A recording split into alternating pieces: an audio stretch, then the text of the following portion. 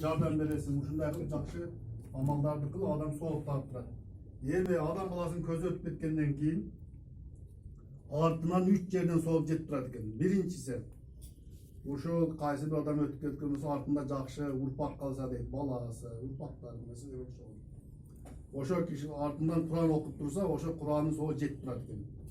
Экинчиси бирөөлөр жакшы иштерди кылып келсе дейт, көпүрө салса, жол салса, мечет, медресе куруп кетсе, ошол адамдын көз өткөндөн кийин соо тийип турат. Үчүнчүсү бирөөлөр бак тийип кетсе дейт. Алма, өрүк, бак тийип койгон болсоңуз, көзүңүз өтүп кеткенден кийин ошонун балаңыз жейт, небереңиз жейт, андай урпактар жеген болсо, ошонун соо жетип турат экен. Мына ошол атабыз, жайыл атабызды сиздер эстеп келген экенсиздер, силерге ыраазычылык билдиребиз. Рахмат, атабыздын арбагы ыраазы болсун. Эстеп мына Куран окуп атасыздар.